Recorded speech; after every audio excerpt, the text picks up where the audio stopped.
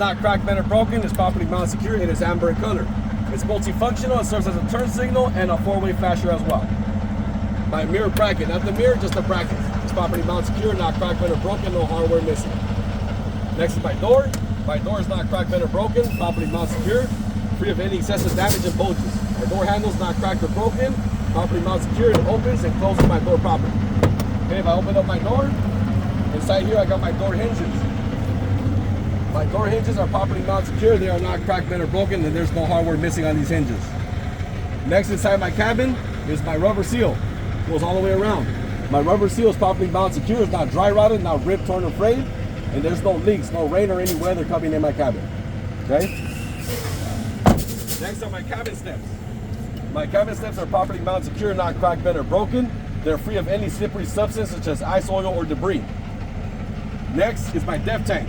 It's not cracked, bent, or broken. It's properly mounted secure, and there is no leaks. And I should always have more than 1/8 of a tank at all times on my depth. Next is my fuel tank. It's not cracked, bent, or broken. It's properly mounted secure. There is no leaks. Okay, my fuel tank cap. Properly mounted secure, not cracked, bent, or broken, no leaks. It has a rubber seal inside there. That's not dry rotted, not ripped, torn, or frayed as well. And I also got a safety chain and a T-bar in there. It's not cracked, bent, or broken, properly mounted secure. Then I got my fuel tank straps. You can see them here to the side. My fuel tank straps, I'll have one here, and I have one somewhere over here on this side. Okay, but they're right here. You can see one right there. My fuel tank strap. Okay, it's not cracked, bent, or broken. It's properly mounted and secure. It also has a rubber seal in the middle to prevent any metal on metal friction as well. Okay, moving on over here. I got my frame again. I'll check my frame the same way I checked it in the front. Nothing changes. In there in the middle, I got my drive shaft. My drive shaft runs too much. My drive shaft runs all the way down. Properly mounted secure, not cracked, bent, or broken, with 2 U-joints at both ends. Those U-joints are properly mounted secure, not cracked, bent, or broken, and the U-joints are properly greased as well. Then on my passenger side, I got my exhaust again. I'll check it the same way I did in the engine side. I also got my DPF back there though, my diesel particulate filter. It's not cracked, bent, or broken. It's properly mounted secure. There's no leaks as far as black carbon soot or any rust as well. Next is my splash guard or mud flap. It's not cracked, bent, or broken. It's properly mounted secure. Should be no lower than 2 and no higher than 8 inches off the ground at all times. Okay, now I'm gonna do my suspension.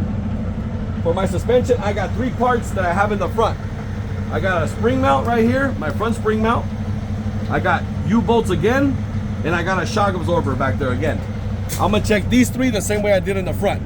The only difference now is I don't have a leaf spring, I have a torque spring.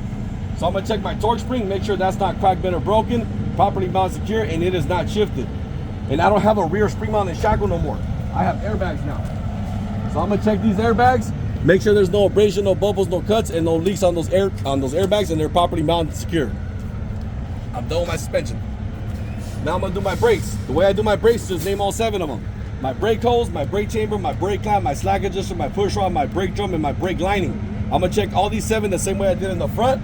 The only difference is my push rod now has 2 inches of free travel when the brakes are released or pulled by hand.